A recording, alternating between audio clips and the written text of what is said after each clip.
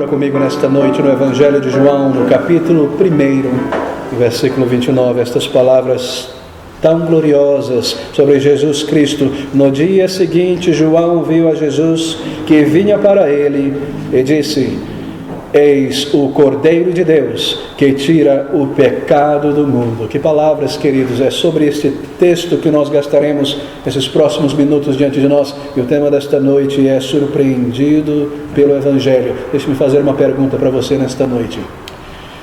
Você já foi surpreendido ou tomado de um sentimento de surpresa quando você ouviu o Evangelho e entendeu ele pela primeira vez na sua vida? O Evangelho é uma mensagem, uma informação que gera surpresa nas pessoas. É uma mensagem que, quando ela é ouvida e realmente compreendida, ela gera um mover-se para trás de surpresa. Eu quero falar nesta noite sobre o Evangelho do Senhor Jesus Cristo como uma mensagem que realmente causa surpresa quando ela é absorvida e compreendida por uma pessoa pela primeira vez. Eu não me refiro a ouvir algo sobre Jesus, o céu, o nascimento do Salvador, mas quando você compreende racionalmente o teor e o significado desta mensagem chamada Evangelho, ela irá te surpreender. E eu tenho certeza que este é o caso da maioria de nós aqui nesta noite.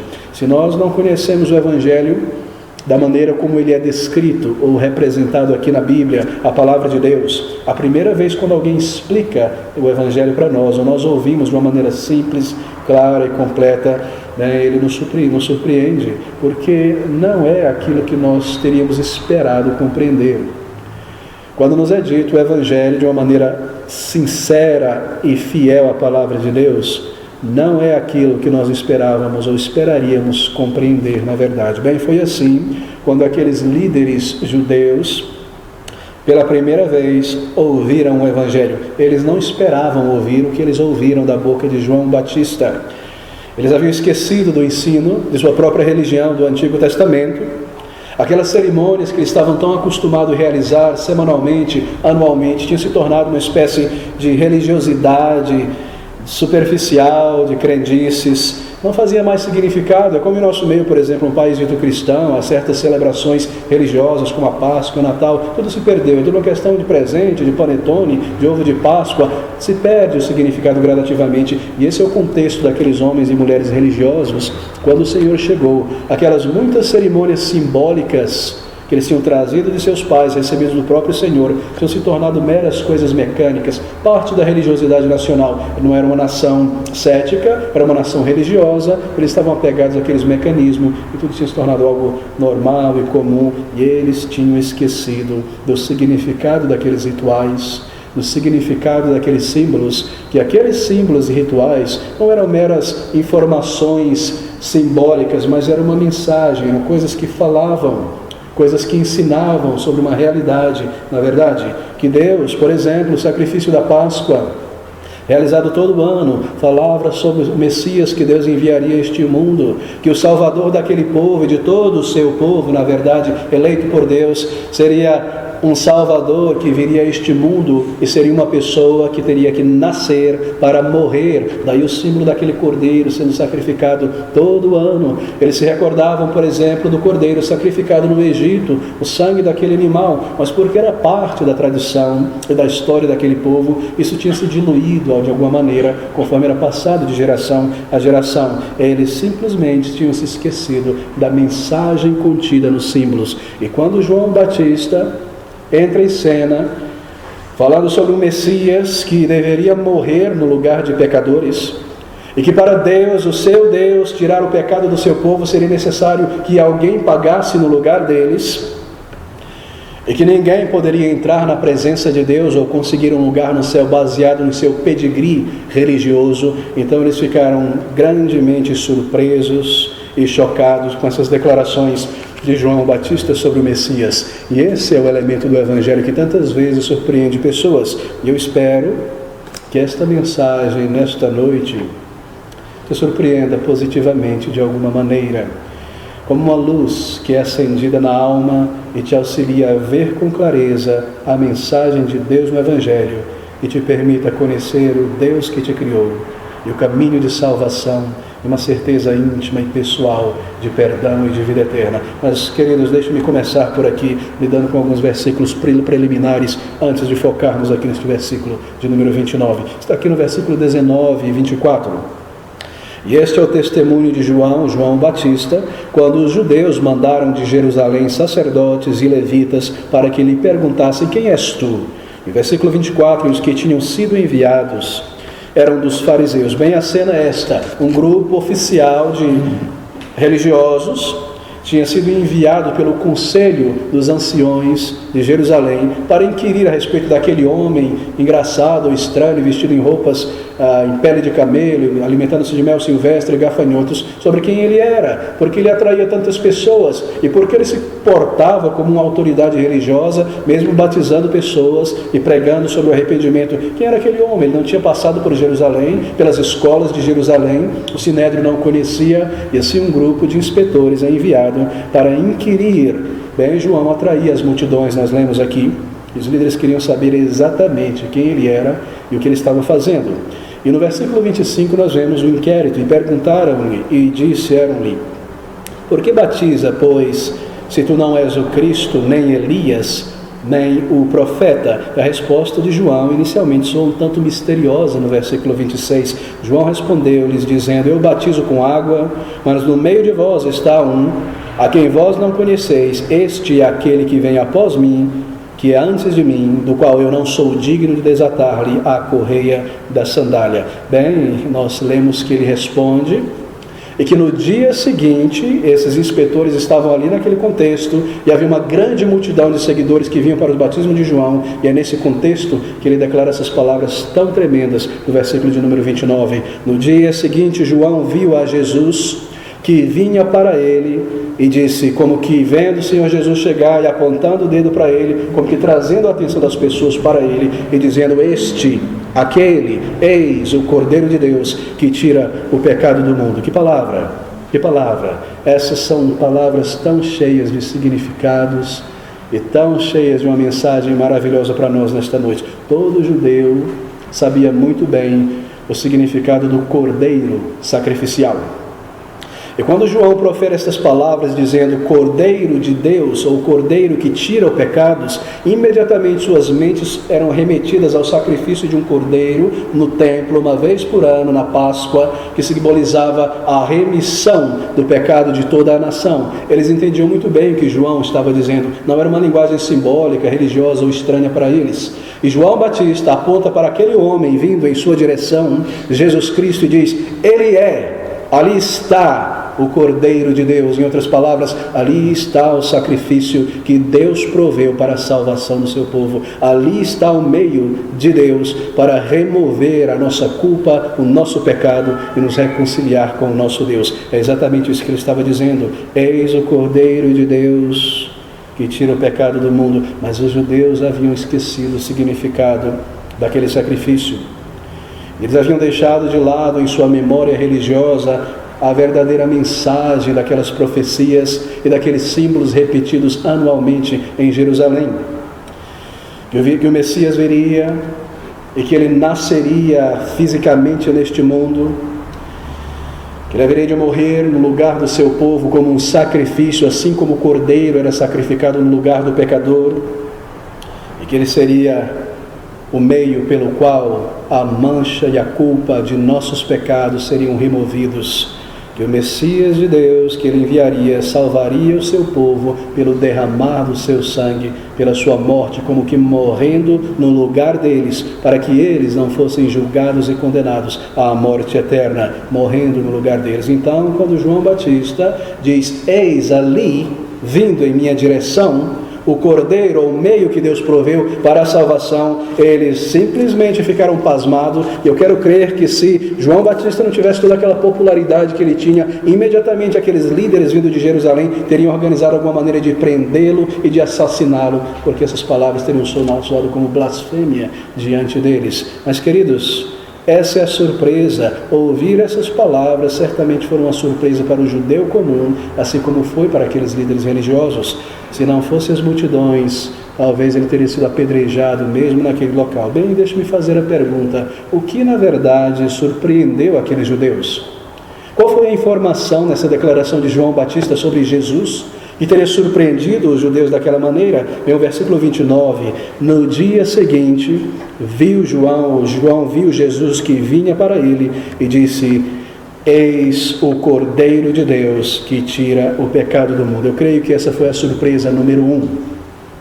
João olhou para ele, você pode imaginar a cena, toda aquela multidão, e aqueles líderes vestidos em suas indumentárias religiosas, de repente virando seus rostos e vendo um homem vindo em direção a eles, e João usando um termo altamente religioso e simbólico, dizendo que ali está a provisão de Deus para a salvação do seu povo. Eis, veja, olhe, volte os seus olhos para aquele homem que está vindo. Essa foi a primeira surpresa. O quê? Ver, olhar, eis aí. Olhe para essa pessoa, Jesus de Nazaré vindo em nossa direção. Ele é o Messias, ele é o cumprimento de todas as profecias. Ele é aquele que viria e morreria como um cordeiro sem mácula, sem mancha, sem defeito pelo seu povo, e Deus aceitaria o sacrifício dele em nosso lugar. Veja, ele está aqui andando em carne, osso, em vísceras e sangue. Ele vem em nossa direção. E isso foi a primeira surpresa para aqueles homens, porque eles simplesmente não podiam entender que o próprio Deus se tornaria um homem e que o próprio Deus, Jeová glorioso e eterno, haveria ele mesmo de lidar com o pecado humano, fazendo-se um homem para morrer daquela maneira. Isso simplesmente não entrava na mente daqueles homens e mulheres. Esse é o Messias, esse é o Salvador de Deus, esse é aquele a respeito de quem todos os profetas e a lei têm declarado por séculos e séculos. Olhe para esse homem, João aponta, ele é a provisão de Deus, ele é o sacrifício por nossos pecados, mas ele vestido de uma maneira tão simples, andando de uma maneira tão simples, esse homem vindo de Nazaré, com esse sotaque do interior, com este rosto, ele não parece um príncipe ou um rei, ele é a provisão de Deus. Foi difícil para aqueles homens religiosos engolirem isso. Nós cremos que haverá um Messias, eles pensavam, mas esse Messias será como que um príncipe glorioso. Ele nascerá no palácio em Jerusalém, ele será criado porque ele vem da descendência de Davi, sem ter que ser um rei, nascido em berço de ouro. Ele passará por nossas melhores universidades, ele será uma espécie de um grande rabino a ensinar as coisas, um tipo de um grande político que com sabedoria e política conseguirá libertar esse povo da escravidão e elevar esse povo que se encontra em estado de miséria a uma nação rica e próspera e poderosa, e nós seremos as melhores pessoas sobre a face da terra. Nós seremos a nação mais próspera sobre a face do mundo. Era essa a maneira que os judeus pensavam sobre o Messias.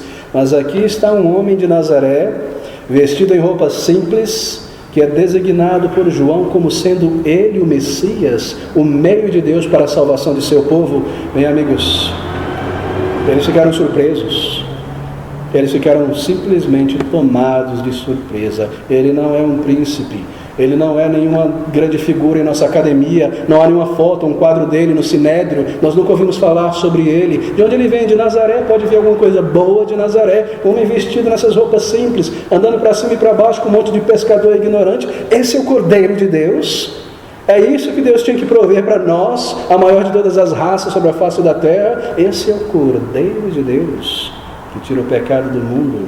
Alguém que vem de uma região humilde, desconhecida em nosso país, não das principais cidades. E que história é essa que ele vai levar embora o pecado do mundo? Como assim? O Messias não vem para o mundo, ele vem somente para nós. Nós somos o povo de Deus, nós somos a descendência de Abraão. Para nós, os judeus, e que história é essa que ele irá morrer? O Messias não irá morrer, ele irá viver para sempre, ser glorioso, ele não vai ser destruído, ele é o nosso Messias. Eis o Cordeiro de Deus que tira o pecado do mundo. Eles tinham se esquecido do Cordeiro Pascal, eles tinham se esquecido de todas as profecias que falam sobre um Messias que seria glorioso em sua ressurreição, mas que seria humilhado e abatido como um cordeiro por nossos pecados. Eles tinham simplesmente esquecido a mensagem e entregue-se a símbolos e ritos religiosos. Essa era a sua religião, nada mais do que símbolos mecânicos que eram processados anualmente em festas, em todo tipo de coisas. Eles simplesmente tinham negligenciado a mensagem sobre o Messias. Bem, deixe-me tentar aplicar isso neste ponto, amigos. E quanto a você e quanto a mim nesta noite, eu ouso dizer aqui, sem o desejo de ofender a ninguém, que muitas vezes nós temos errado também a respeito do Evangelho. E talvez a tua primeira surpresa, quando você ouve a respeito disso, é ouvir que a Bíblia ensina que Deus viria a este mundo na forma de uma pessoa. Parece algo inconcebível, não é? Que o próprio Deus, que não possui um corpo, um espírito eterno, que é como uma glória eterna e manifesta, como um sol sem circunferência, um Deus de toda sabedoria, haveria de tomar um corpo e uma natureza e uma alma humana e uma personalidade humana. Que coisa tremenda, que coisa surpreendente. E muitas vezes isso tem surpreendido pessoas em toda parte ao pensar sobre isso. Nós não esperaríamos isso, não é? Que o próprio Deus precisaria vir e andar sobre a face da terra na pessoa do seu Filho, o Senhor Jesus Cristo, para ser assim o Salvador. Talvez você já tenha ouvido sobre Jesus, sobre o seu poder, sobre o seu perdão, mas será que você já se perguntou por que seria necessário que Deus viesse a este mundo? Para que tamanha atitude, tamanho passo? Bem, se nós perguntamos isso é porque nós não reconhecemos a nossa necessidade como pecadores de um substituto em nosso lugar. Meu querido, às vezes nós dizemos e pensamos da seguinte maneira: eu sei que eu não sou uma pessoa perfeita, eu sei que eu necessito de um auxílio de Deus, eu sei que eu não sou a melhor pessoa no mundo, mas não me diga que eu sou um pecador, e que Deus, quando Ele olha sobre mim, Ele torce o nariz. Não me diga que eu sou uma pessoa designada a coração por Deus. Eu não sou tão mal assim. Eu tento ajudar as pessoas, eu tento ser a melhor pessoa. Eu não sou como aquele político vermelho lá no Planalto, ou qualquer um desses aí. Não pense sobre mim dessa maneira. Eu não faço tão mal quanto fulano, quanto Beltrano. Não me diga que eu sou um pecador. Não me diga que Deus irá me rejeitar no final das contas, e que eu não tenho acesso a Deus, o meu Criador, a não ser que Ele faça primeiro algo por mim, e que Ele desça a este mundo e leve sobre si mesmo toda a imundícia do meu pecado e pague no meu lugar. A menos que Ele faça isso, que eu não posso entrar no céu baseado na minha própria boa pessoa, na minha própria atitude. Não me diga isso, eu não aceito, eu não quero ouvir isso. E essa é uma mensagem que nos surpreende quando nós aprendemos que é exatamente isso que diz a Bíblia, que toda a minha religiosidade acumulada não vale absolutamente nada diante de Deus, a menos que Deus lide comigo primeiramente e me leve a um lugar de arrependimento e perdoe os meus pecados. Ele não me receberá no céu. Eu não terei lugar com Deus. Não importa quantas vezes eu tenha visitado uma igreja, não importa quanto eu me envolva com a igreja, não importa o meu currículo religioso, se Deus não perdoar a minha iniquidade, se Ele não trabalhar em minha vida e me transformar por inteiro e eu ver uma nova criatura nascendo de tudo isso, eu simplesmente serei barrado no céu e serei lançado à condenação diante de Deus. Não me diga isso, eu não quero ouvir. Isso não bate com a minha maneira de pensar religioso. Isso é uma grande surpresa, não é? Isso foi para mim há muitos anos. E talvez seja para você também, se você está acostumado a ir à igreja ou frequentar alguma igreja. Eis, diz João, o Cordeiro de Deus, que tira o pecado do mundo. Isso é verdadeiro no Evangelho, isso é o que ensina a palavra de Deus, essa é a mensagem da Bíblia, este é o centro, o âmago, o teor da mensagem do Evangelho, que a raça humana está separada de seu Criador e condenada diante dele, e que Jesus Cristo, a segunda pessoa da Santa Trindade, Deus eterno, igual com o Pai, igual com o Santo Espírito, que Ele veio a este mundo e se tornou um homem, Deus homem, para ser o representante de seu povo e aquele que haveria de pagar pelos pecados, pela salvação de seu povo. Que surpresa quando nós entendemos isso de fato pela primeira vez, que não é uma questão de eu conseguir agradar a Deus, que não é uma questão de eu me fazer um crente, de me projetar para dentro da religião, que não é uma questão de meus esforços, da minha melhora, dos meus bons pensamentos sobre Deus, coisas como essa que me levarão ao céu, mas o ato do Filho de Deus cumprir toda a justiça de Deus e pagar em nosso lugar por todos os nossos pecados. Esse é o meio, este é o caminho de reconciliação com Deus. Meu querido amigo, minha querida amiga, deixe-me lhe fazer uma pergunta nesta noite. Talvez isso acenda uma luz em tua mente. Pergunte a si mesmo e tente responder. Se fosse por você, por mim, pelo meu esforço, de me elevar e me reconciliar com Deus e ser aceito no final, por que então Jesus Cristo precisou vir a este mundo, se depende de mim e se eu sou capaz de me reconciliar? O fato dele ter vindo a este mundo prova a imensa separação que há entre você e Deus e a impossibilidade de eu me reconciliar com Ele, e foi necessário que Ele viesse a este mundo em meu lugar. Ele não veio aqui simplesmente para te dar um empurrãozinho, já que você é capaz. Ele veio para ressuscitar mortos espirituais. Ele veio para pagar no lugar de pessoas que não têm crédito moral para pagar. Pare e pense sobre isso com seriedade. Deixe que essa verdade te surpreenda nesta noite e te leve a buscar a Jesus Cristo pela primeira vez. Eis de João, aí está a provisão de Deus, o Cordeiro de Deus que tira o pecado do mundo. Eu penso sobre essas coisas, que Ele deveria vir a este mundo, o próprio Criador. Ninguém poderia te salvar, ninguém estaria apto para pagar pelos teus e os meus pecados diante de Deus. Nenhum ser humano é sem pecado. Todos nós nascemos e entramos neste mundo pecadores, e as nossas vidas é um desdobramento da nossa natureza. Palavras pecaminosas, pensamentos pecaminosos, rebelião contra Deus, tudo isso é uma manifestação daquilo que nós somos dentro de nós. Seria impossível, ao menos imaginar, sermos capazes de alcançar o padrão que Deus exige de santidade e de retidão moral. Ele mesmo se tornou um homem para cumprir essa lei e justiça e ser um representante de seu povo. E isso é surpreendente para muitas mentes inteligentes neste mundo, que Deus deveria vir a este mundo e se fazer e se tornar um de nós. Bem, mas aqui está a surpresa número 2. Ele está conectado a essas palavras de João também. No dia seguinte, João viu a Jesus que vinha para ele e disse: eis o Cordeiro de Deus que tira o pecado do mundo. Que palavras! Ele veio para lidar com o mundo inteiro. Isso foi surpreendente para uma mente judaica, que o seu Messias prometido àquele povo não era somente restrito em sua obra àquela nação, mas que ele tinha vindo para a sua própria família ou nação, para salvar o seu povo e criar um povo para si mesmo. Aquilo deve ter sido realmente uma ofensa a um judeu religioso.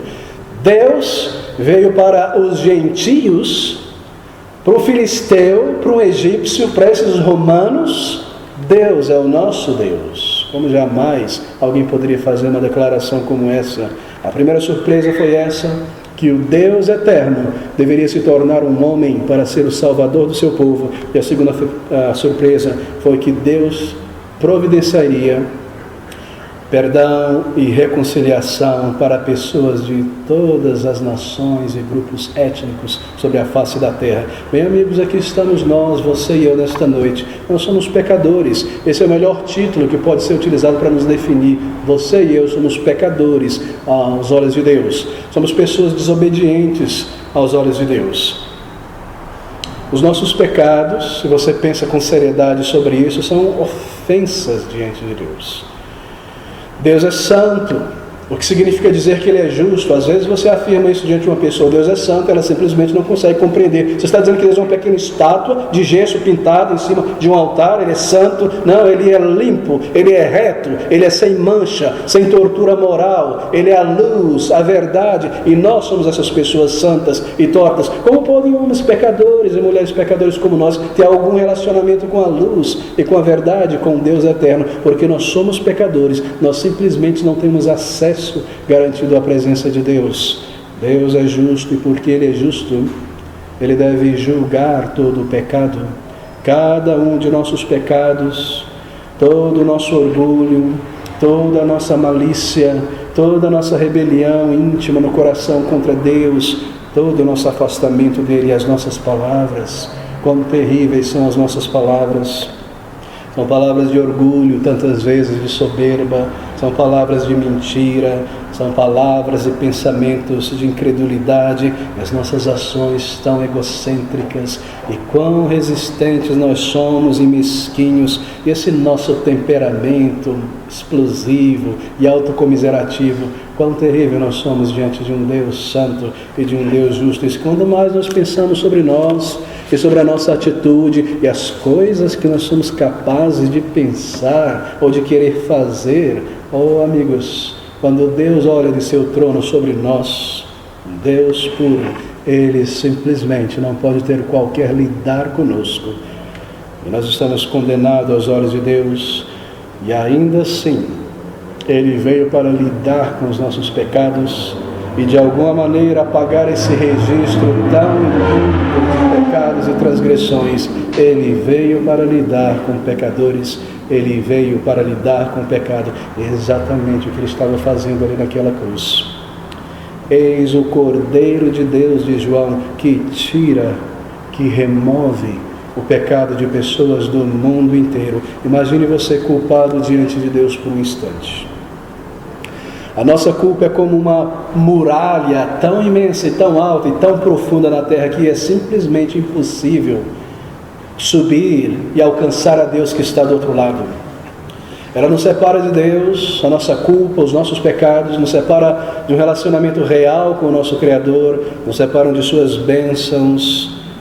No lugar da culpa, então, aquela muralha é removida e certeza de salvação é dada, um relacionamento e um acesso à presença de nosso Deus. Foi isso que Jesus Cristo veio fazer este mundo. Ele veio remover essa muralha incrível, tapar este abismo intransponível. Ele veio tirar o pecado, porque o pecado é que nos separa de nosso Deus. O pecado é que nos impede de ter um relacionamento real de filhos e filhas com o nosso Criador. O pecado é que nos impede, nos barra a porta de entrada do céu.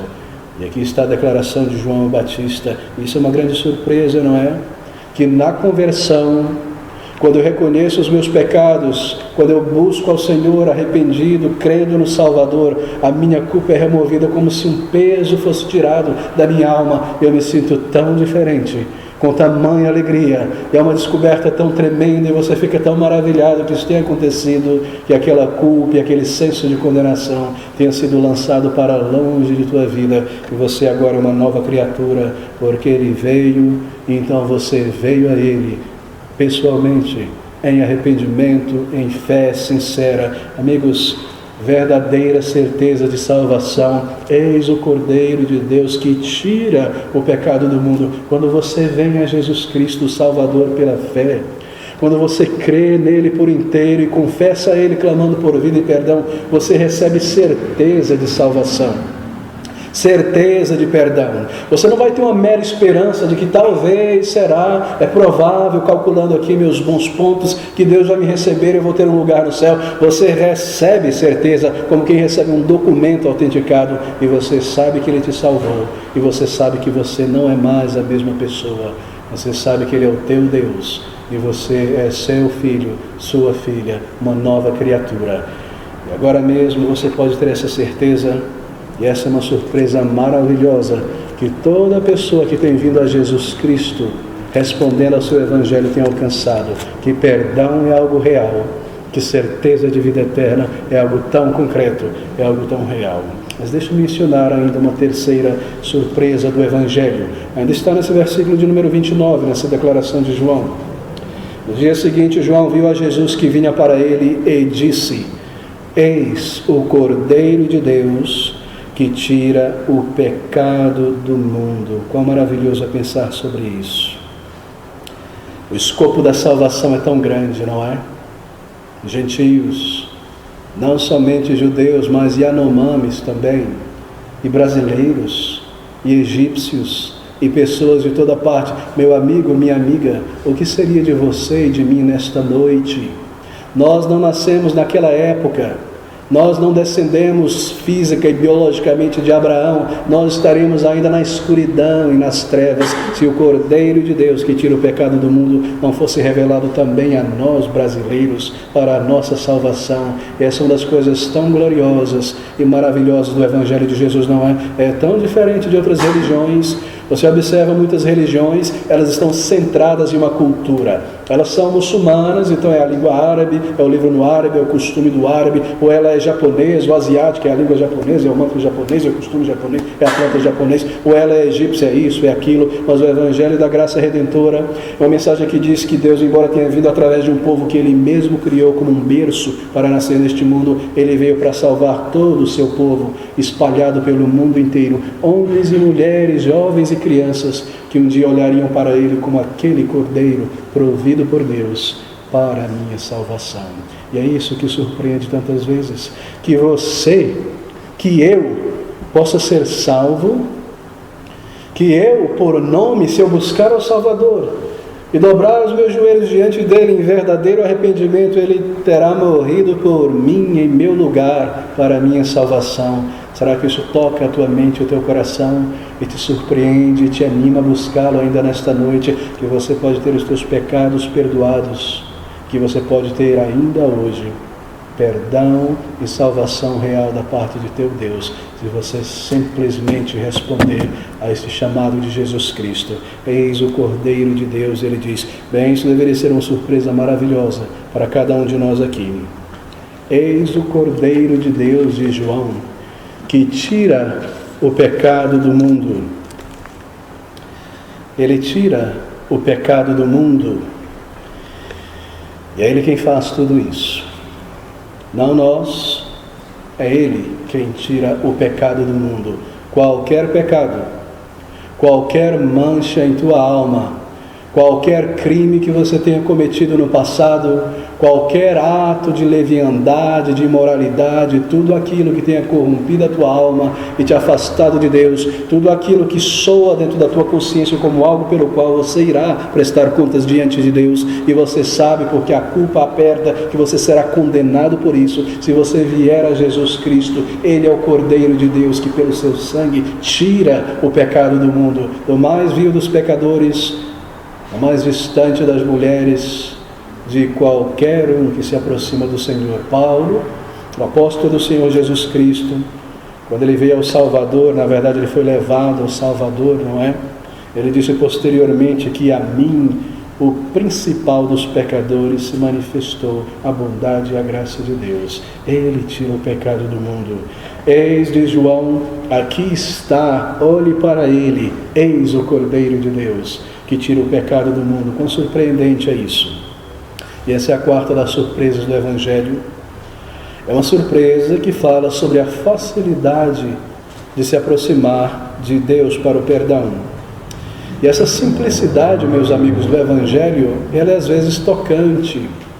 Naturalmente, você, como uma pessoa inteligente e raciocina, você esperaria que a salvação fosse algo muito, mas muito difícil, mas alcançável pela nossa capacidade e os méritos. Na verdade, bom, eu preciso subir tantas escadarias de joelho, se eu for uma boa pessoa, se eu me chicotear muito no claustro, se eu entrar no monastério, se eu virar um pastor, se eu for batizado de cabeça para baixo, de todo jeito, se eu fizer o maior esforço possível, Deus vai olhar para mim com alegria e de alguma maneira Ele vai me receber e esquecer os meus pecados. Mas é algo muito difícil, é algo difícil demais.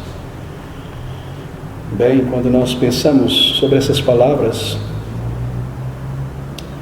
que Jesus Cristo fez tudo o que é necessário para salvar uma pessoa, e que eu não tenho que mostrar antes da salvação a Deus nenhum mérito pessoal, porque eu não tenho, e que se eu simplesmente olhar para mim mesmo como Deus me vê, um pecador, e vier diante dele nessa categoria, nessa condição de um pecador, e clamar a Ele pela salvação que Ele proveu através do Seu Filho, eu simplesmente vier com esta fé sincera e real e um arrependimento genuíno, Ele me receberá e Ele me salvará, baseado nos méritos de Seu Filho, em tudo aquilo que Ele fez. Oh, amigos, não foi fácil para Deus perdoar. É fácil para mim ser salvo, mas para Ele não foi fácil. Sabia que há algumas coisas difíceis para Deus?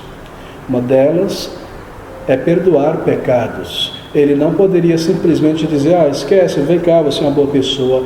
Ele é justo e Ele deve condenar o pecador. Como Ele poderia salvar então pecadores? Foi necessário que Ele mesmo viesse a este mundo. E aí nós pensamos sobre o Deus eterno e Salvador. E o que lhe coube, não é? Naquela cruz, em sua vida, pagar o preço para a salvação. Quão tremendo, amigos! Que preço! Que salvação tão rica, tão custosa, mas ao mesmo tempo tão gratuito para você, se você simplesmente abandonar as migalhas das tuas boas obras e supostos méritos e estender a mão vazia para receber o tesouro da salvação e vida eterna. Eis o Cordeiro de Deus, que tira o pecado do mundo, diz João Batista. Ele tira o pecado do mundo. Naquele momento, em que João declarou essas palavras, é bem provável que alguns daqueles judeus tenham se recordado daquela experiência no deserto, quando o seu povo murmurara contra Deus e reclamara e blasfemara. Eles queriam voltar ao Egito a comer aquelas cebolas e pepinos e toda aquela verdura. Eles estavam cansados daquelas codornizes e daquele andar no deserto em direção a uma terra prometida sob uma grande nuvem, uma grande coluna de fogo à noite. E Deus enviara serpentes ditas abrasadoras. Nós não sabemos exatamente o que é esse abrasador, talvez a fisionomia delas de fogo, ou a sensação depois da sua mordida de queimar no corpo. E muitos estavam morrendo, e aquele povo religioso percebeu o seu ato vil diante de Deus e se arrependera. E correram para Moisés e pediram: Moisés, intercede diante de Deus por nós. E Moisés se levanta, como era a sua função, para interceder pelo povo, e ora a Deus. E a resposta de Deus é que ele fizesse simbolicamente a imagem de uma daquelas serpentes, um tipo de metal, colocasse ela em um poste, uma vara, e levantasse bem alta, para que todo homem ou mulher ou criança que olhasse para aquela serpente, pelo simples olhar, fosse curado e não fosse morto por aquela condenação. E o Senhor Jesus Cristo, ele toma esse incidente do Antigo Testamento, e lá em João, no capítulo 3, eu gostaria que você abrisse comigo, passando 2 páginas para frente, no versículo 14 e no versículo 15, ele aplica esse incidente do povo de Israel no Egito com Moisés, e ele diz: e como Moisés levantou a serpente no deserto, assim importa ou é necessário que o Filho do Homem, Jesus, seja levantado, isto é, na cruz, para que todo aquele que nele crê não pereça, mas tenha a vida eterna. Você percebe, está aí, ele seria levantado como aquela serpente, para que todo homem pecador que reconheça o seu pecado diante de Deus e olhasse para Jesus pela fé, isto é, fosse salvo e perdoado. Aquela serpente de bronze no deserto não poderia fisicamente salvar ninguém, era o ato de obediência e dependência daquele símbolo, para que todo aquele que olhar para Jesus como o Cordeiro de Deus que tira o seu pecado, seja salvo e salvo para sempre. Quão simples, amigos, quão simples. Simplesmente olhar para Jesus como alguém que anseia por algo. Você já viu quando você às vezes sai de um banco ou de uma loja, está alguém sentado miserável ali no chão, e ele olha para você com aquele olhar? É esse o olhar, como quem necessita de algo, para que todo aquele que olhar e crer, olhar como um destituído, um pecador, um condenado, receba vida e perdão e salvação. É exatamente isso que João está dizendo. Eis, olhe para Jesus. Ele é o Cordeiro de Deus que irá tirar o teu pecado se você simplesmente olhar pela fé, crendo na mensagem do Evangelho, como um pecador, alguém culpado que necessita do perdão e da salvação, e clamar por vida e perdão. É tão simples a mensagem do Evangelho, é por isso que ela é tão surpreendente e tão difícil a corações orgulhosos que imaginam que podem salvar-se a si mesmo de alguma maneira. Eis o Cordeiro de Deus que tira o pecado do mundo. Quão simples é aproximar-se de Deus. Você não precisa fazer um curso de teologia, você não precisa ler uma teologia sistemática antes de vir ao Senhor para o perdão, você não precisa subir no topo de uma montanha e visitar algum monge ou algum sábio, você não precisa esperar muitos anos, chegar à vida adulta ou ter alcançado muitas coisas e conhecido muitas coisas. Você precisa simplesmente fazer isso. Você olha para si mesmo como um pecador, você entende que você continua condenado sem Jesus Cristo e você precisa vir a Ele. Então você olha para Jesus, você entende esta mensagem e você olha com desejo de perdão e você diz a Ele: perdoa a minha alma, purifica o meu pecado, salva a minha vida, me dê um lugar contigo, ó Senhor, com o teu povo. Eu necessito de perdão, eu necessito de vida eterna. Eu sou um pecador, eu não escondo mais. Sou eu esse pecador, Senhor. Eu mereço o inferno e a condenação, mas eu creio na tua palavra que o Salvador já veio, e ele veio para uma pessoa mesmo como eu, depois de tantas coisas que eu já fiz. Senhor, eu estou manchado e sujo, mas lava a minha alma. Eu creio no teu Filho, o Cordeiro de Deus, que tira o pecado do mundo. Amigos, esse é o meio provido por Deus. Seja surpreendido pela mensagem do Evangelho nesta noite, pela primeira vez talvez. Volte-se a Jesus ainda hoje de uma maneira simples. Considere, pare e pense sobre isso. Aqui está diante de você uma oportunidade. Deus que veio a este mundo, será que você irá persistir imaginando que através de uma vida religiosa você conseguirá ascender essa escada que conduz ao céu? Ele abriu o caminho que conduz ao céu. Primeira surpresa. A segunda surpresa: a minha culpa, o meu pecado, ele pode ser removido se eu vier a Jesus Cristo, se eu vier como um pecador necessitado. Terceira surpresa, ele veio mesmo por mim, mesmo por você, mesmo por pessoas do século 21, do ano de 2016, ele veio mesmo por nós nesta noite, se nós ouvirmos e respondermos esta palavra. Quarta surpresa, ele já fez tudo o que é necessário, tudo o que é necessário. Você precisa simplesmente ouvir e crer. Olhando para Ele nesta noite, olhe para Jesus de todo o coração, com uma simples fé, e seja salvo, e salvo para sempre.